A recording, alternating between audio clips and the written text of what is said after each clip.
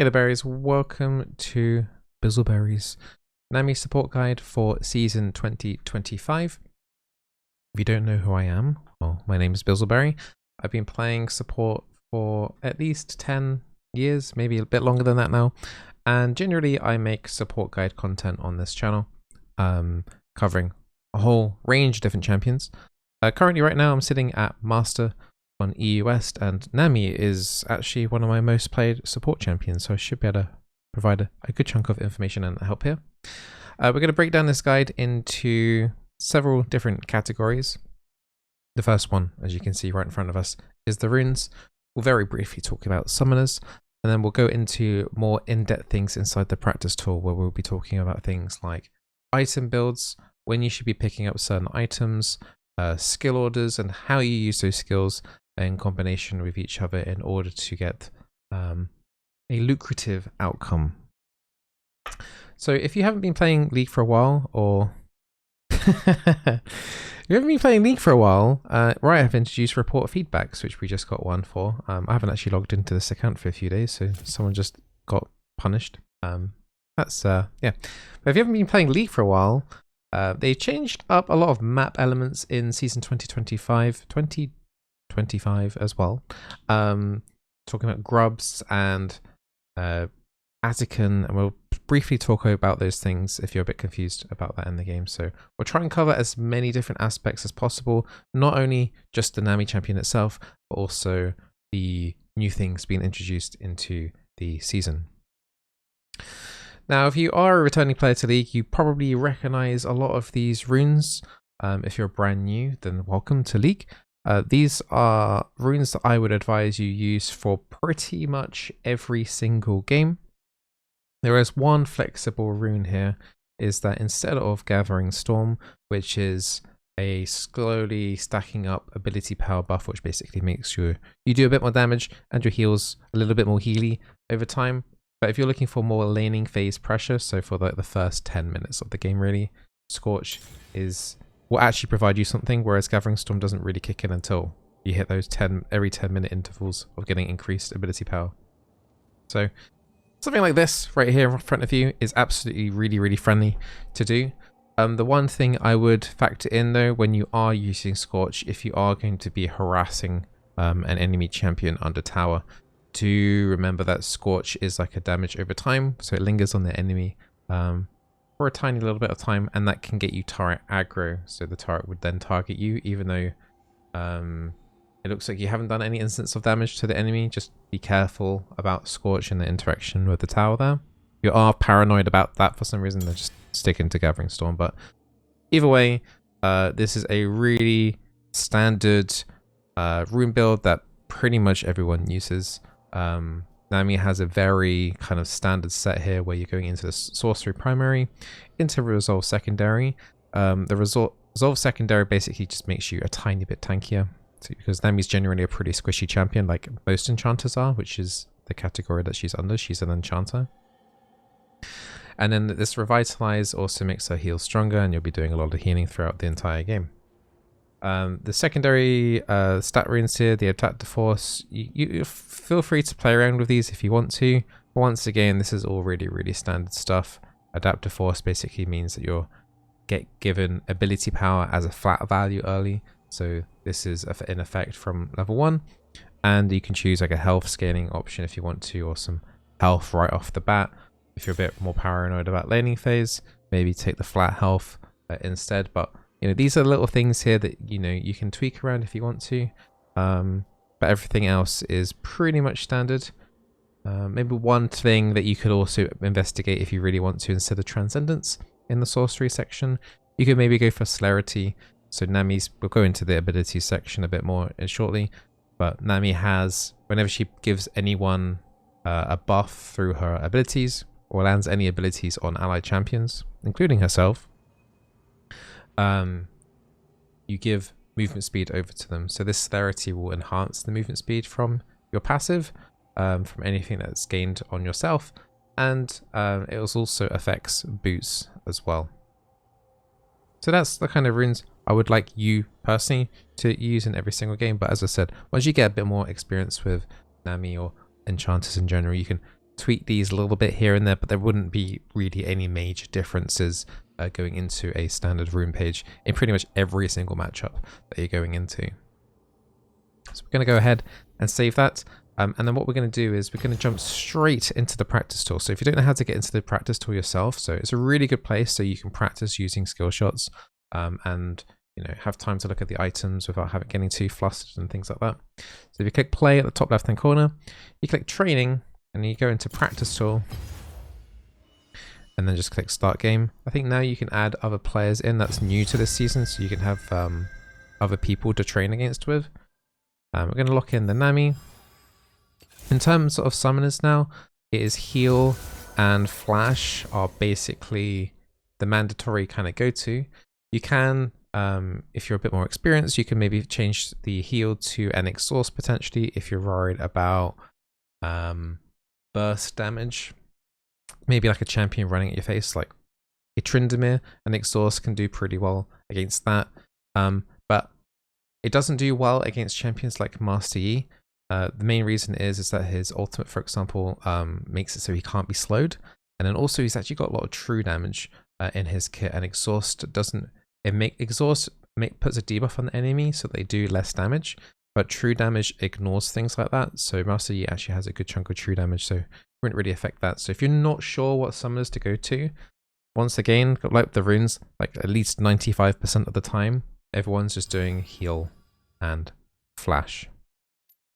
So we're going to lock in Nami here.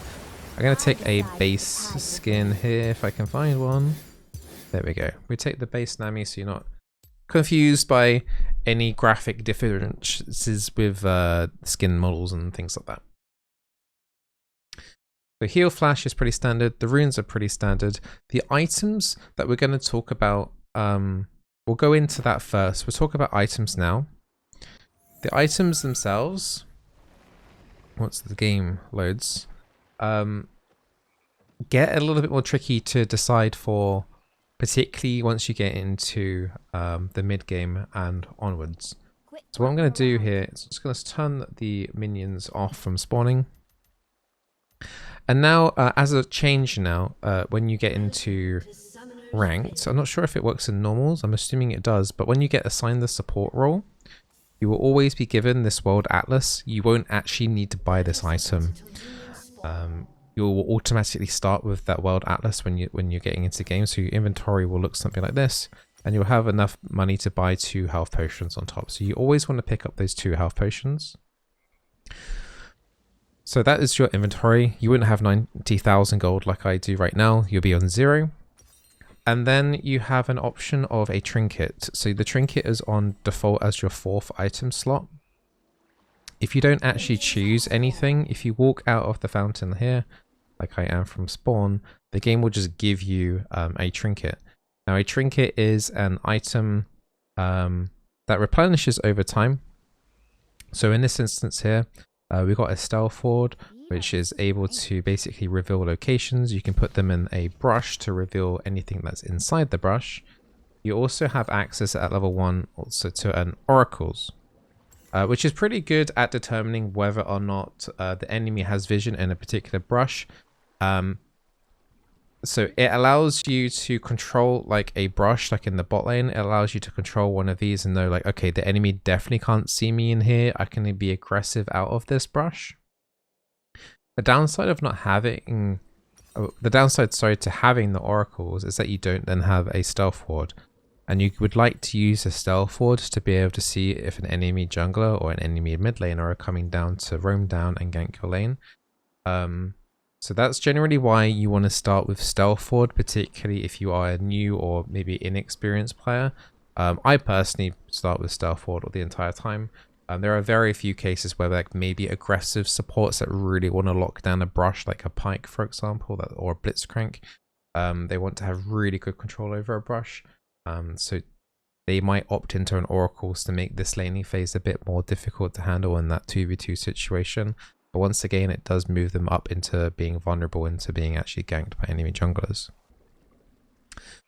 So as the laning phase is going on, you're accumulating gold, you know, whether or not what's happening in the lane. So In the laning phase, one of the questions you may have, especially if you're a new or inexperienced player, is the charges on the World Atlas. So if you look over here where my cursor is, just above my Nami portrait, just above where the skills are, there are gold quest charges that accumulate over time, and you can see like these little orbs that are floating around me, these blue orbs are actually each individual charge from the World Atlas. Now you have a few ways of expending these charges, and you will be rewarded with gold from the World Atlas item. So you can essentially last hit minions with the charges. So basically if you kill a minion, whether it's with a spell or with an auto attack, your auto attacks will actually get a execute on minions as well. So once they hit a certain threshold, the minion will just die. As long as you have an allied champion next to you, so generally in this case this is your lane partner, your AD carry. And generally you want to help them last hit, because when you kill the minion, as long as you got one of these charges, you get a flat amount of gold, but your partner gets the full amount. So if you're killing like a cannon minion, for example, you'll get, so at this stage it'll be, you get 15 gold for killing the cannon minion as a flat rate, whereas your partner will get the full amount. So it's usually, I don't know, it's about 60 gold, I think, around about very early on in the laning phase. So it basically guarantees that extra gold into your partner's pocket. Means that, you know, sometimes when, you know, in the low elo brackets, you know, last hitting minions is pretty difficult. So you having those charges available to you to help get that, basically that money, and guarantee that money for your partner is really, really helpful. Another way you can accumulate gold is by hitting enemy champions or auto attacking enemy structures. So once again, as long as you've got some charges, you actually get rewarded a little bit more for attacking a turret or attacking an enemy champion.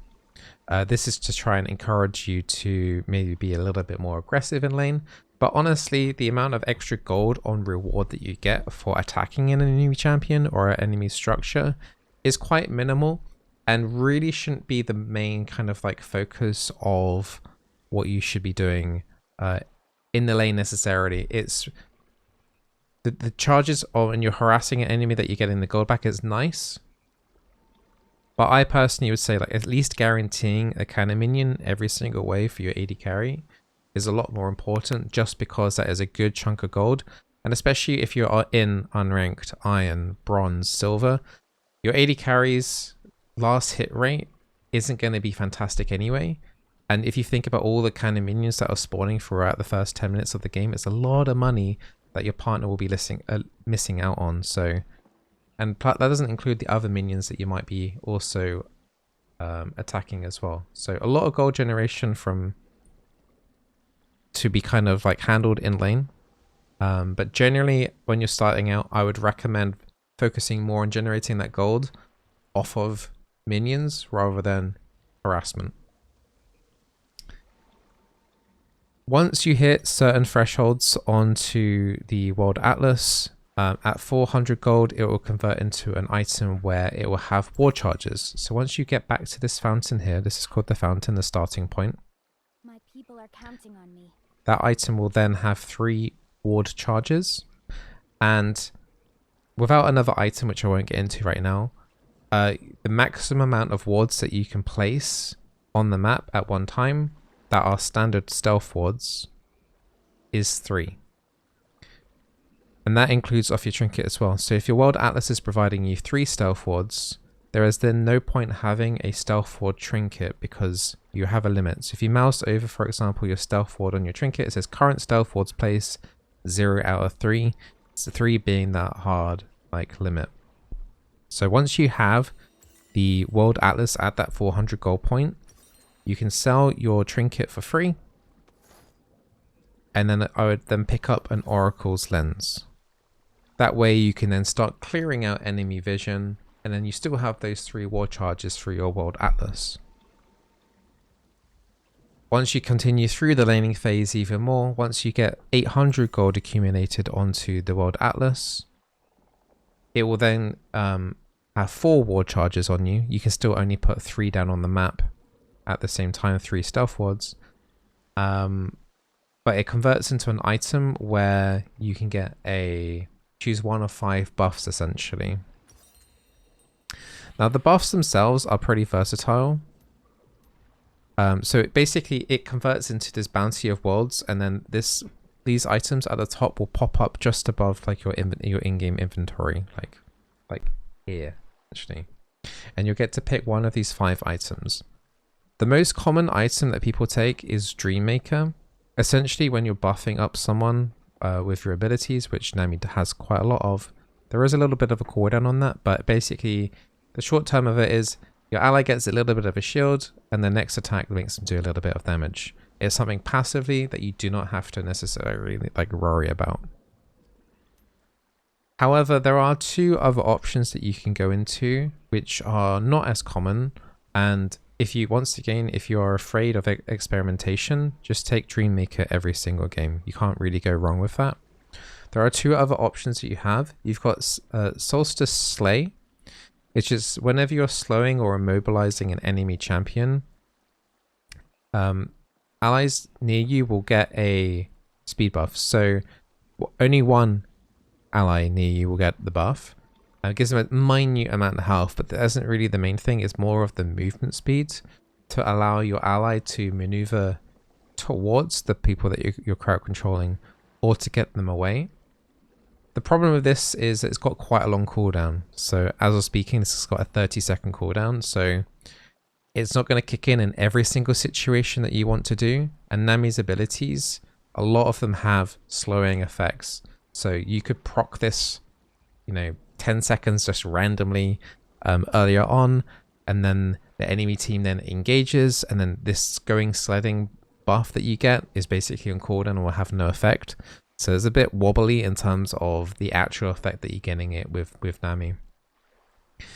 The better secondary option that I can recommend though would be Celestial Opposition. So what this does is this gives you like a little bubble around yourself if you haven't taken any damage recently. And what basically that does is that while you have this little shield that lasts for 2 seconds on you, any burst damage that gets put on top of you, so say an assassin jumps you, you're going to mitigate 25% of that damage for 2 seconds, and then when the effect ends, it's going to slow them down for a tiny bit too. So if you're finding yourself in a game where you're just getting jumped, it's just horrible, assassins all over you, engagers all over you, and you're finding yourself caught out a lot, it could be worth picking up the Celestial Opposition. You will probably still die, but you will last maybe a little bit longer for your team to be able to react and hopefully counter the punishment that they're doing to you. So that one would be my second favorite. Celestial Slay would be my third favorite. As Nami, you shouldn't really be picking up as a Zax Realm Spike or a Blood Song. But if you're not sure, just take Dreammaker every single time. Now, one item I think is pretty mandatory, pun intended, for Nami, is Imperial Mandate. Not many champions actually take this item, and it is by far the best first core item on Nami. So you'll be picking that item up first. Has a nice bunch of stats on, a bit of AP, a bit of ability haste, and some decent amount of mana regeneration. But the main reason why we're taking this, my head is in the way, so I'm actually just going to hide my camera. If I can hide my camera, or we just move the camera. We'll move the camera over here. So what this item does is slowing or immobilizing an enemy champion, marks them for 5 seconds. Allied champion damage detonates the mark and dealing magic damage. So because you're going to be slowing, as I mentioned before, a lot, primarily from your E, which we'll talk about shortly, you can get a lot of activations with Imperial Mandate. And don't forget it's per target as well. So you can get a lot of activations with this because the slowing effect is helped by applied by your Tidecaller's Blessing or E. So when you're buffing up your allied champions, that will activate the Imperial Mandate for you. And once again, it basically will be a passive that you don't have to worry about. The damage from it is very good. The utility from it is also pretty good too. So it's just a win-win item for Nami. don't really believe any other support champions can maybe use that. Maybe if Seraphine becomes viable again, maybe she would be a good user of Imperial Mandate, but like Nami's like really the only one that can really utilize this item to its full potential. So Imperial Mandate is your first kind of core item. While you're building up Imperial Mandate, try and get Ionian Boots of Lucidity as quickly as possible. These boots are great. They're great generically. If your team is able to complete the Dragon Quest, which I'll talk about a little bit later about the feats of strength, then you can then get a cheap upgrade for another 500 gold to upgrade those boots into Crimson Lucidity, which also then gives you movement speed when you're buffing allies. So yeah, you're just getting extra movement speed basically for free for 500, well, for 500 gold, not for free. But it's a very good boot upgrade for Nami as well. But even if you're not looking like you're going to be getting the feats of strength upgrade, Ionian Boots of Lucidity are like basically best in slot for Nami as well.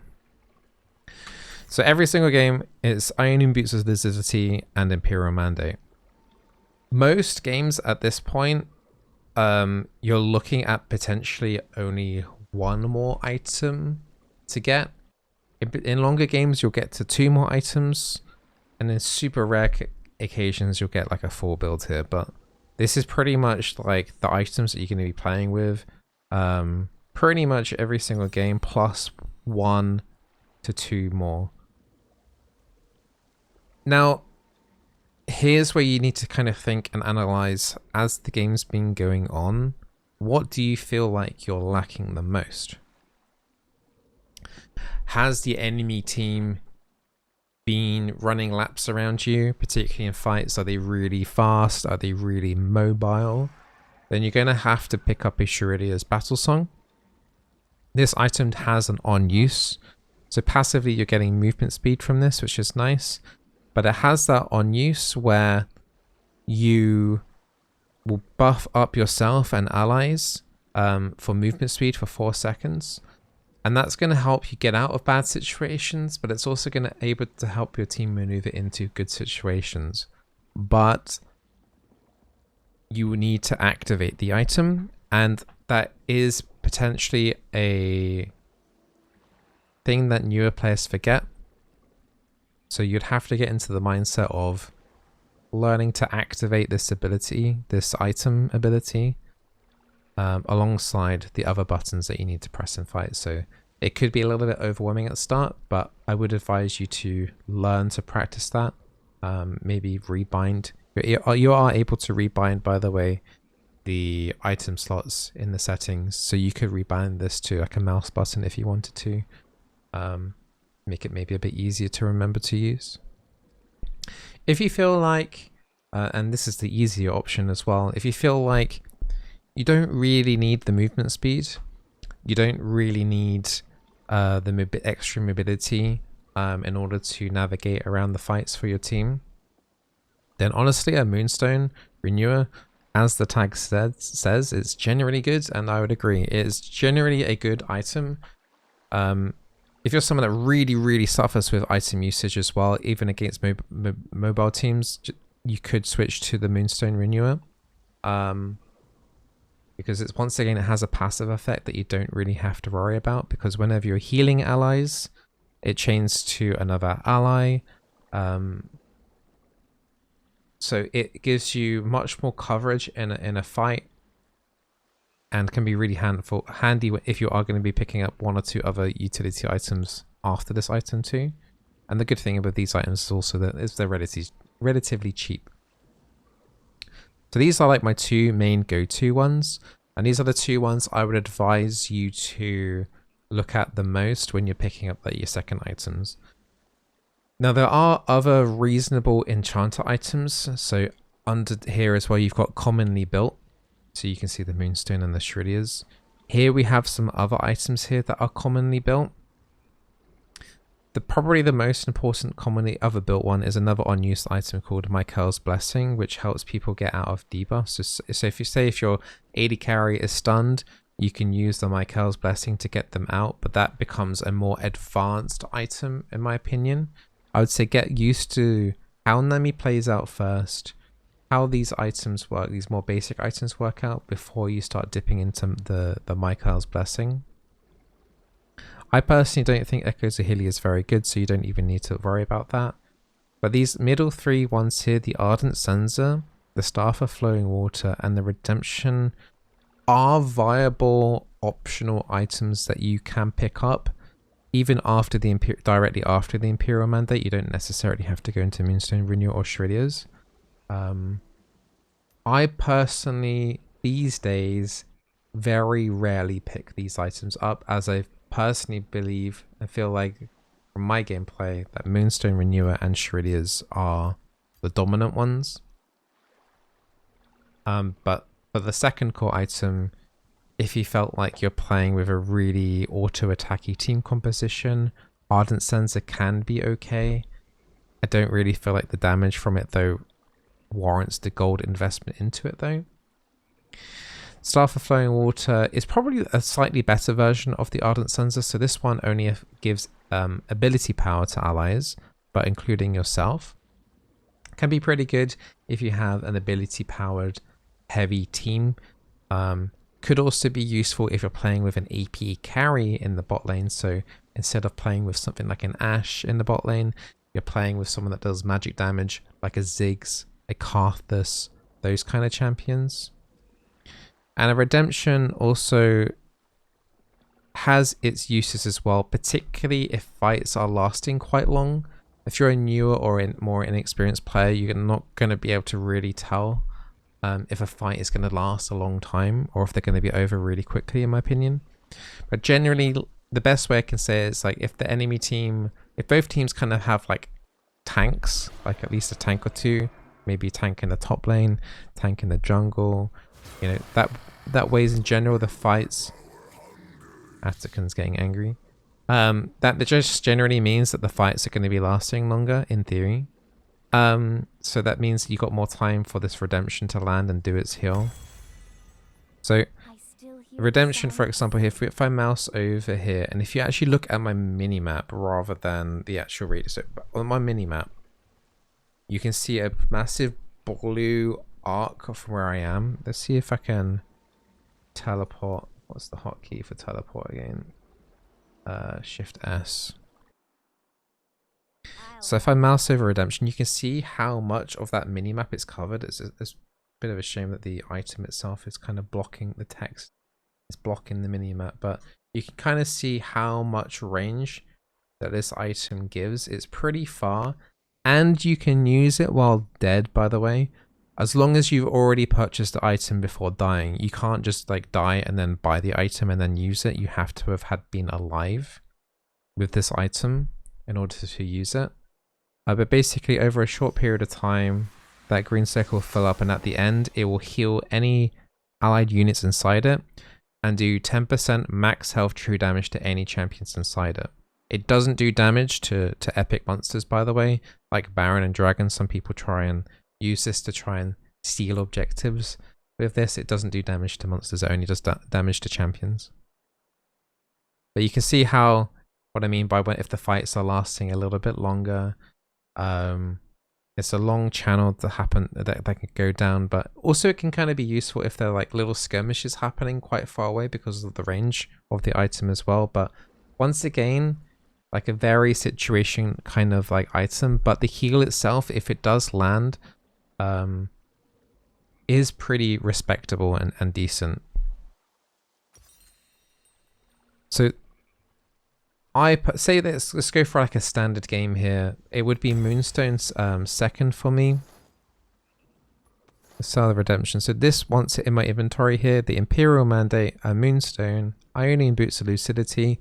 Perfectly fine to run in like 95% plus of all games. If you're ever not sure, you can always just run those three items and then be happy with it. Now, what I like personally doing is you can put one of those flex items that we talked about, like the Ardent Censer, Staff of Flowing Water, Redemption, or a Michael's after this if you want to. But one item that isn't actually listed here is called a Dawn Core. Now the Dawn Core is a bit more gold as well than something like the Shurilias or the Moonstone, but the Dawn Core has a rather interesting passive here called First Light. And basically whenever you accumulate more heal and shield power,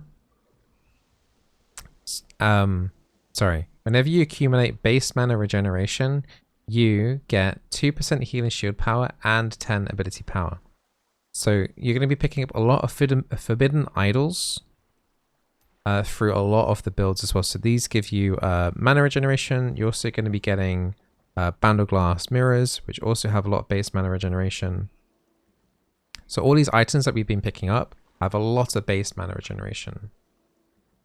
So with the Dawn Core, we're going to be converting all of that into extra ability power, into extra heal and shield power, and it really rounds up the build really nicely. And then on top of that as well, the item has really high heal and shield power base stats as well there too. So once you've kind of picked this item up and then rounded it up into your builds, that's going to heal, for me, with this build here, at this point into the game, we're looking at an extra 30% healing and shielding. And then that's not including, it is including on top of the Revitalize, but then also my heals are stronger if they're below 40% HP. So your heals become really strong. And Nami's AP values, the ability power ratios, are pretty generous too. So your W, your healing, once we'll talk about that in a second, in the mid to late game, if you have this build, you will notice that those heals are doing an immense amount of healing. And when you're picking up more and more items, your cooldown reduction is going down and down too. You'll be able to activate that more and more often. So it's not uncommon to see some really big high healing numbers being spread out across multiple targets, especially in combination with the Moonstone Renewer also providing extra healing on those targets as well with chaining effects. So this is a really kind of like, if you're familiar with Soraka and her single target healing on her W, it's essentially like that, but the value is slightly lower on one target, but it's been spread out across multiple people. So that's like the best way to kind of like see it. So that's kind of like the core builds. Once again, you can kind of like whack in another item here or two. One item that isn't really talked about that much is an item called a Wardstone. I can't actually buy that right now because it requires my Ward Atlas to be completed. But earlier we talked about ward limitations. But if you end up having this as your final slot, it gives some okay kind of like base stats and things. I'm not the biggest fan of the values it's giving. It's just like, okay, you got a little bit of extra armor, a little bit of extra magic resistance. It's not going to make a massive amount of deal at like super late game is when you'd be picking this item. But the main reason to pick this item up is because as a support, throughout the entire game, you should be picking up control wards. And what the Wardstone does is essentially means that you can still continue buying control wards, sorry. And they get basically put into the Wardstone. So they hold those control wards for you. Because otherwise, if you were to buy a completely different item, you just wouldn't have inventory space to hold onto those control wards. So in a very long game, we're talking like potentially 40 minutes long, you could opt into putting your final slot into a Wardstone in order to be able to continue buying control wards. And if you are able to fully complete this item as well, which costs 2,300 gold, it means that you can have an additional stealth ward and an additional control ward on the map. So the normal limitation with wards is that you're allowed 3 stealth wards and then 1 control ward. So the control ward is generally put in areas where, where big objectives are. So like if we wanted to make sure that the enemy couldn't see that we were doing Baron or the health progression on the Baron buff, this will basically say you can't see anything here. We're taking this and you don't know it. Gives you a big control over an area. You could do the same also by putting a control ward in a brush. You can see if the enemy has a ward in the brush without having to use your Oracle's lens, your trinket, to scout for those wards that other players have been putting down on the enemy team. So having that ward stone completed allows you to have 2 control wards and then 4 of those stealth wards up at the same time. So in terms of vision utility, it kind of is invaluable. Especially when you get into later stages of the game. Lots of people have oracles, your wards are going to get cleared out quite often anyway, so it can be pretty helpful. But getting to that kind of stage of the game where you have a full build, it's really like around about 5% of the time, honestly. So something to think about, maybe potentially a little bit further down on in the line of you playing enchanters and Nami in general.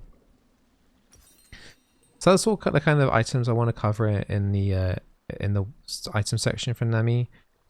Overall, I may have made it seem a little bit complicated, but overall, if you're really not sure about what to go into, Imperial Mandate, look to finish off these boots of Lucidity, go Moonstone Renewer, and then into that Dawn Core, which you're going to have to search for, and then let's just say that Wardstone as your last item.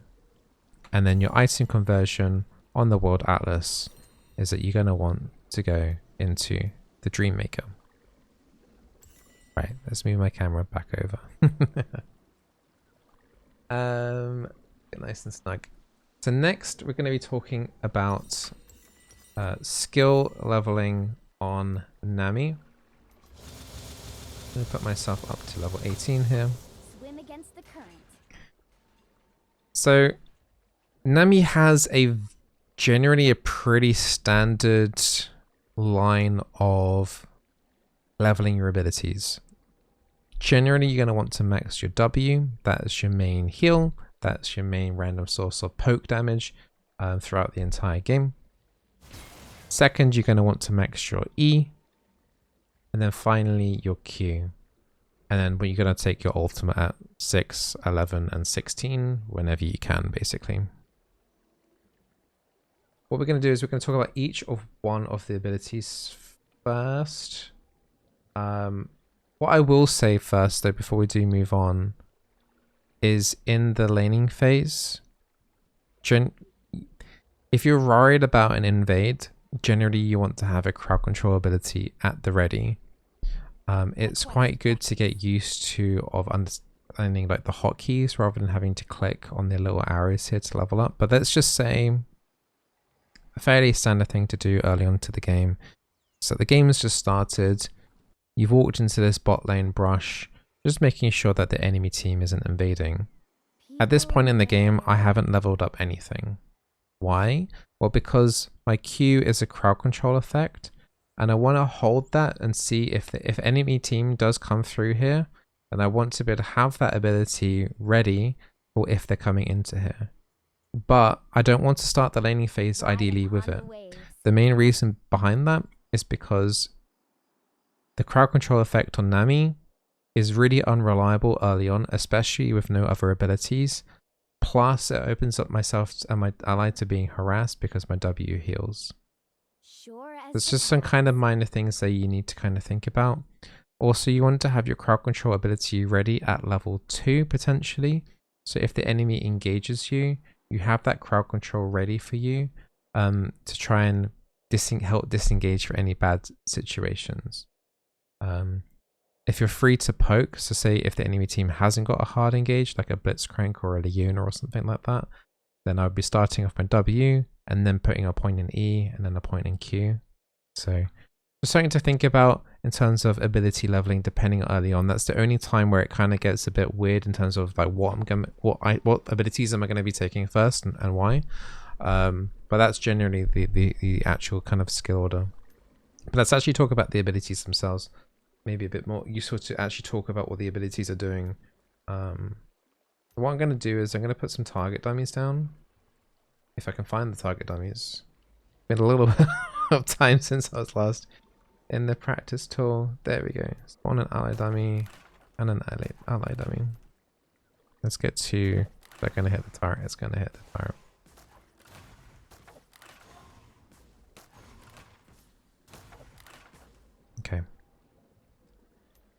Get another allied dummy there. Okay, so let's start off with Nami's Q. So Nami's Q We'll see my home again. is a small-ish circle, and if any enemies land inside that circle, that bubble, then what that's going to do is it's going to give them a knock-up effect. I'm going to refresh my cooldown so we can use this ability more often. So anything inside that circle, so that includes minions and champions, will be stunned and then they will be knocked up. So that can activate something like Yasuo's ultimate, for example. Fairly standard ability, but the problem is with this ability is that it is very slow. And there's nothing that you can do to speed this up. It doesn't matter if you cast it on yourself. There are some champions where if you use the ability near yourself, it lands quicker. But the channel, the duration in the air is always the same. Quit flopping around. Next, we're going to be moving on to the W, the ebb and flow. This is like the main ability that you're going to be using throughout the laning phase. Now, for some people, this ability can be a little bit confusing. And then this is where hotkeys also can be potentially pretty useful. So learning to be able to do something like Alt W is really important. So Alt is like the key that you press if you want to cast anything on yourself. And I would highly recommend that you get used to pressing Alt W in a practice tool if you're not familiar with that at all. You'll be able to do this also with your E as well. But the way your W works is that it's like how to best explain this. It pings to an ally, to an enemy, to an ally, or to an enemy, to an ally, to an enemy. Like a chain reaction. But it has to have like, it's like a positive and negative in a way. So you always need to have the opposite charge, essentially, in order to get that extra bounce. And this goes up to 3 times. So you need to have, if your first cast is on an ally or yourself, you need an enemy for it to ping onto. And then ideally there's an ally then to also then receive the next bounce. But it can't be the same target. It has to be a different target, if that makes sense.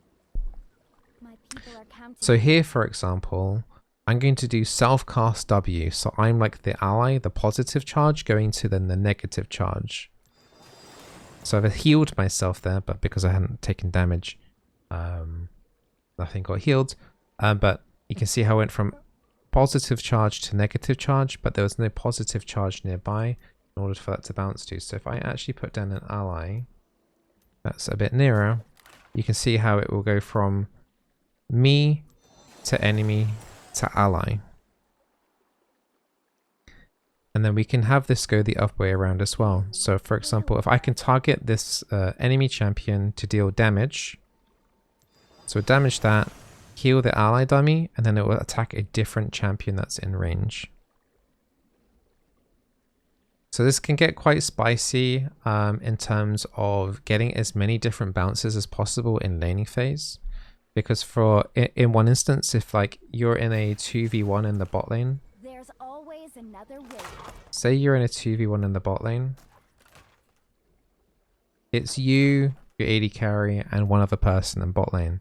To get the maximum value effect out of your W, ideally you'll be doing something like W on your ally to then attack the enemy champion, and then that's going to bounce back over to myself. That's going to give you the most damage and healing per mana, essentially. That's how you get the most bang for your buck, so the most damage and healing to your mana cost. If I were to, if this was in an engaged situation, this person was engaging on us, I would get less value if I were to W hit the target dummy. It would bounce to myself, but then my ally would receive nothing. So something to factor in when those fights are going on is how many activation charges can I get? And then it gets a little bit more messy as well as the game goes through, because when you're starting the game very early on, so I'm actually just going to sell my items here. So I'm just going to sell my items here. I do have some stacks of Gathering Storm because we've been talking for a long time. So my AP value is a bit higher, but you can see there's a damage modifier on the W. And it says the damage and healing value is modified by -% per bounce. Swim against the current. So that means very early on, the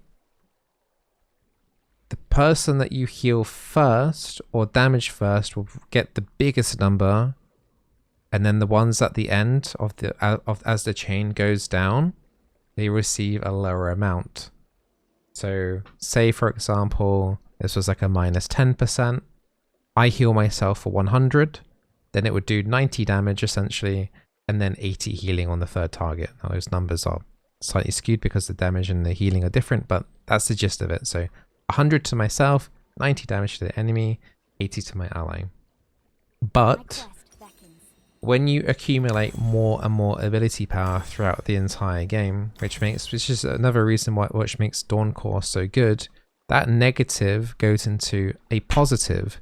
So it ends up being the further it goes down the chain, the more it amplifies. So for example, this is a +10%, start at 100, then we do 110 damage to the enemy champion, then it goes to 120 healing. So you can see as you put more points in your W, as you accumulate more ability power, it's not uncommon. 239 ability power at this point in the game is absolutely reasonable to have. About a 15% healing damage modifier. So heal myself, that damage is a bit more, so that took 204 that time on the target because it changed, whereas if I just hit it one time here, you can see it just said 179. You can see the difference going through there. Like if we added another enemy target dummy here, so what will happen here is I will damage this target dummy, the heal will bounce to me, and then it will go to the target dummy. So you can see 195, I went to the other target dummy, and then 262. See how much that escalates like crazy?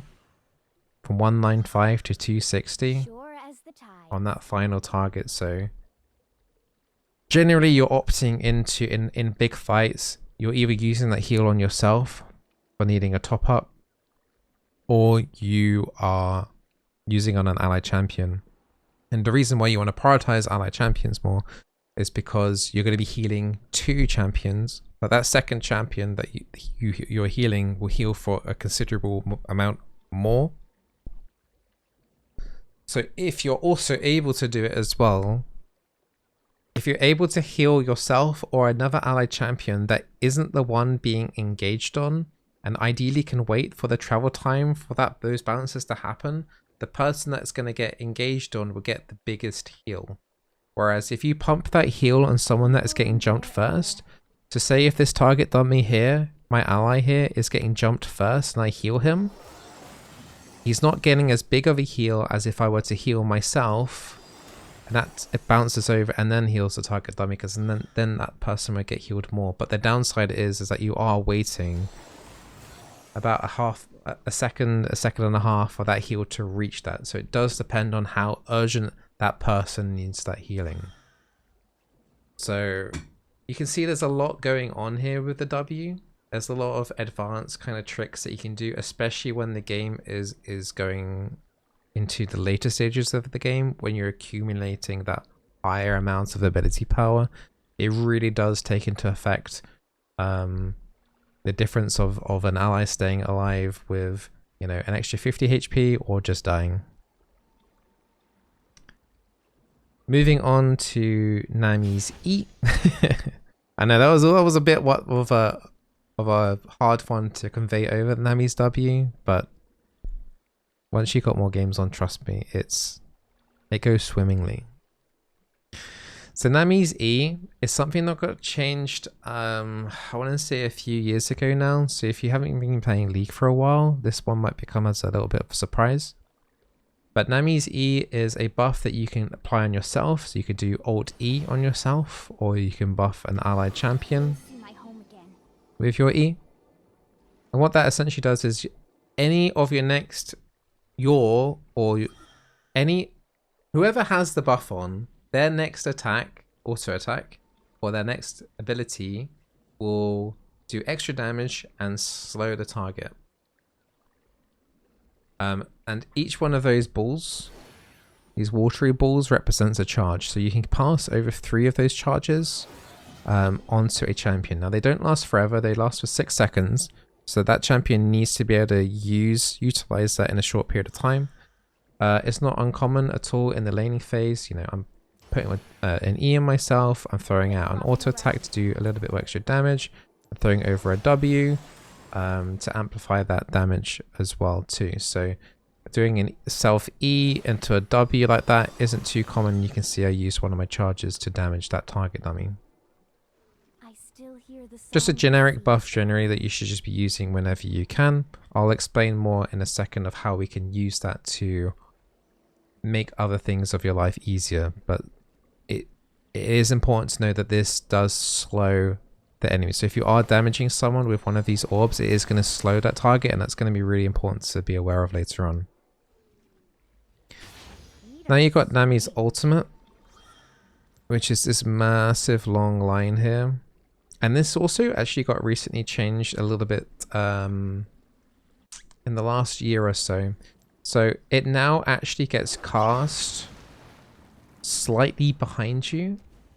If I stand on top of this target dummy and I cast, you can see how this target's getting knocked up. This is actually recent. It used to be that this wave would be a little bit further forward than you, so any targets actually on you wouldn't get knocked up. So it's a big convenience thing here too. Not actually sure on the limitation how far behind you can knock up somebody like that, but literally the target was behind me there and I could still knock them up. That was definitely not the case before this kind of like convenience buff came through. So pretty handy to be aware that you can just kind of press that if someone is on top of your face. So this basically knocks up enemies, and after that's over, it also slows them. And any allies that are passing, this wave passes through, receives Nami's passive. We haven't talked about Nami's passive much at all, but it's also the same with Nami's Q, even though it doesn't say it in the tooltip. This buff here, Surging Tides, is passed onto my ally. You can see it on the top left hand corner. And what this passive is that it grants allied champions decaying movement speed. So any W that we're passing on to an ally or ourselves, anytime we're giving an E over, if a bubble so happens to land on an ally, if an ally so happens to get hit by an ultimate, they get buffed up by the movement speed from your passive. So this can help you weave in and out of certain situations to take trades not as badly. So like very early on in like the laning phase, you're doing like your self E into, so that's giving you a little bit of burst of movement speed, and you can weave in, get the W, and then if you're collecting that W back, that's going to give you movement speed to get back into a safer position, so you don't get continued harassment from pushing yourself forward in a forward position. It's just generally really nice. Also, when you're like coming out of the fountain, just to get into the lane a bit quicker, doing that Alt E self cast just to helps you get back in to the lane just a tiny bit quicker, and helps you move around the map ever so slightly quicker. Now we're going to start talking about some little combo effects that you should be doing. So we mentioned on our Q, which is this knock up bubble, that it's pretty slow and difficult to land, especially when enemy champions aren't just standing there like target dummies. And when they've got boots or they've got dashes or things like that, it can be really difficult to start landing those bubbles on targets. So the obvious main thing that you can do is, you know, if the enemy is crowd controlled, they are literally just a target dummy at that point, and then you can just throw a bubble over. So if they're stunned, good opportunity just to check out a bubble. A lot of the cases though, you're going to want to set up for yourself. So remember that your E slows. So what you can do is you basically want to make it so somehow the enemy champion is slowed.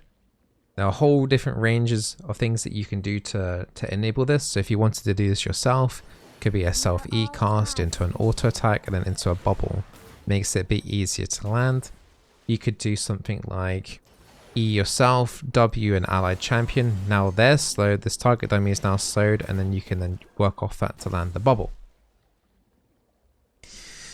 A very strong combination to get a good overlap of crowd control though, and makes it basically guaranteed, Sure as the tide. is using your ultimate as the initial cast and then throwing over your bubble. So always remember Alt then Q. I see when I've done coaching sessions in the past, people do it the other way around. They do the bubble first and then the ulti. That's wrong. Because when you do your ultimate, the enemy's getting knocked up and they can't do anything for that split second of time, and you know exactly where they're going to be. So you're popping your ulti, you're seeing where they're going to get knocked up, and then you're layering that over with a bubble. And that's a good chunk of crowd control time for you to, you know, for your allies to press on or for you to just disengage and back off. And generally, if possible, unless like you're particularly far away, like if you're all the way over here, you're probably going to find it a little bit difficult to get that bubble down. You can ride the wave essentially, because the passive effect that you get from riding the wave gives you a little bit of extra movement speed, is double. But that might not necessarily in all cases allow you to get into that position to crowd control, because this is just a straight line. You're going to have terrain to potentially deal with and things. So if you are like doing like a max range cast ultimate, just be aware that you're probably not going to be able to, you know, get into that bubble range in order to layer up that crowd control.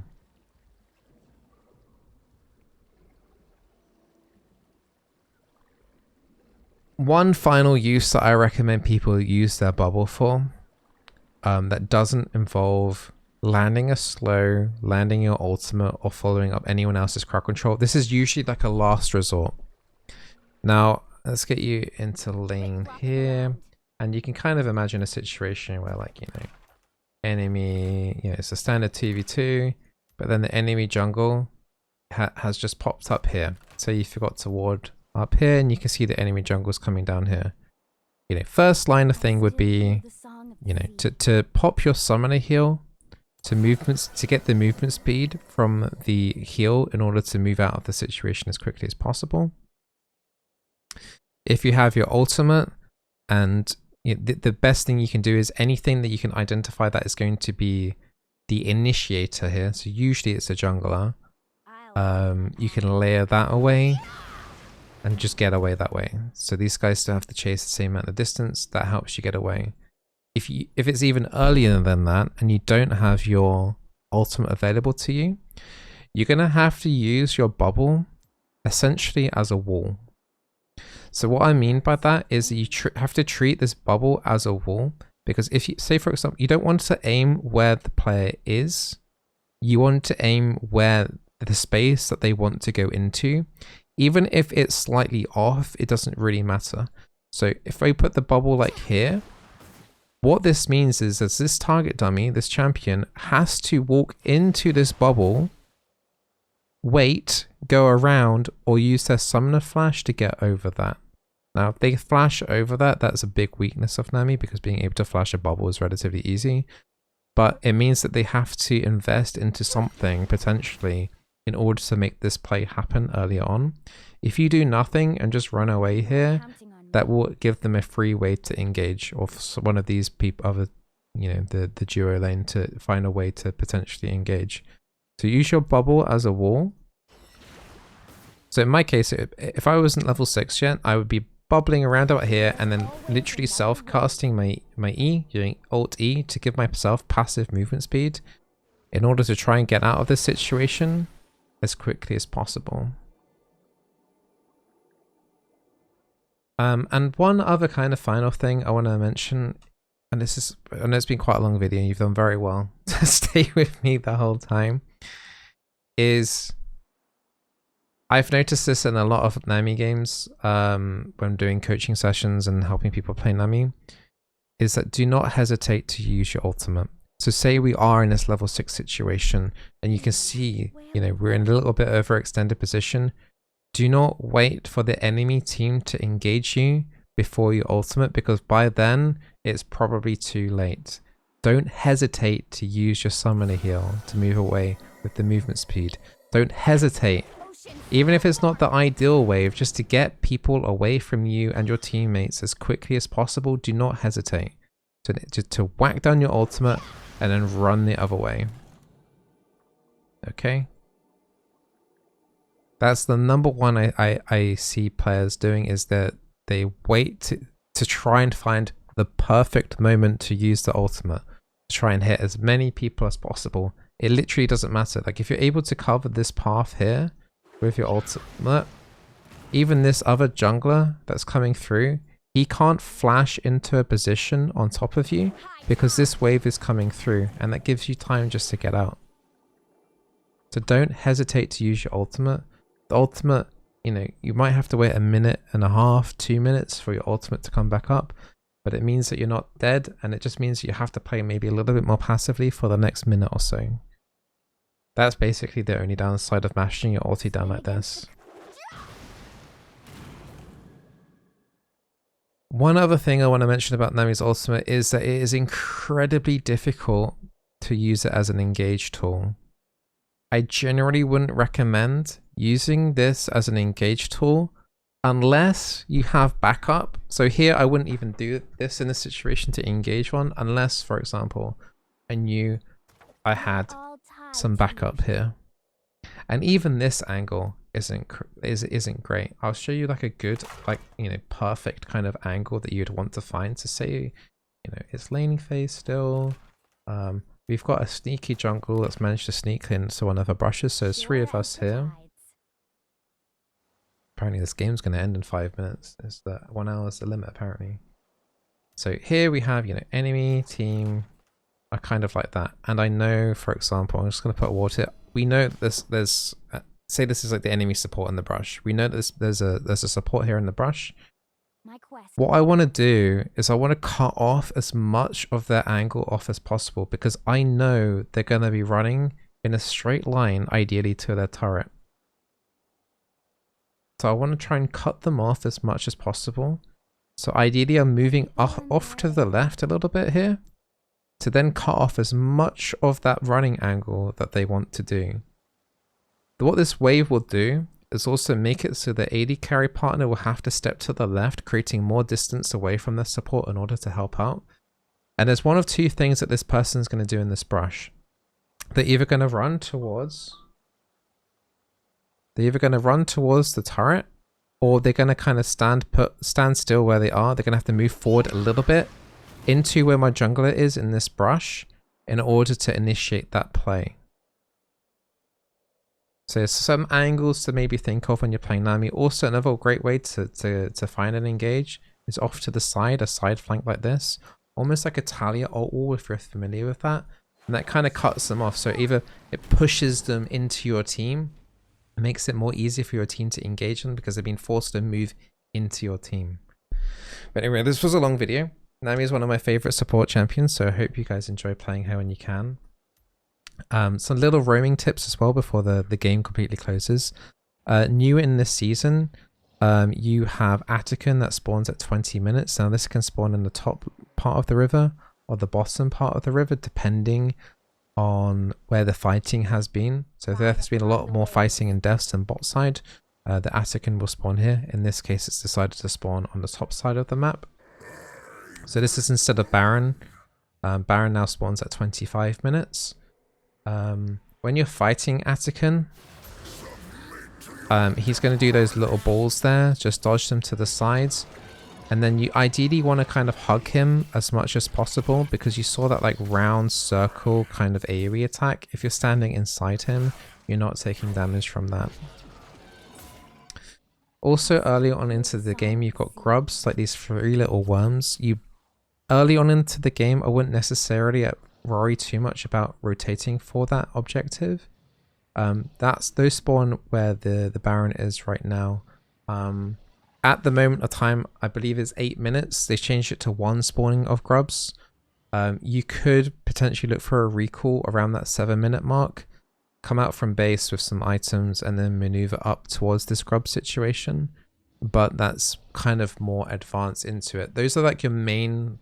That grub spawning is like a main roaming timer if you want to utilize it in the game. Otherwise, Riot's kind of made it a lot harder for like enchanters or T to get really a massive amount of value from roaming. If you do, you might be popping into mid lane every now and then, or into the jungle. But it's much rarer this season to get good roaming rotations off as an enchanter, as Nami. So yeah, hopefully that helps you out. I'm glad I can make a Nami guide for season 2025. Be sure to subscribe if you're interested in learning some other support champions. I'm planning on bringing out some more, not only other enchanters, but some tanks and some mages. So yeah, all the best, and good luck in your games. Bye bye.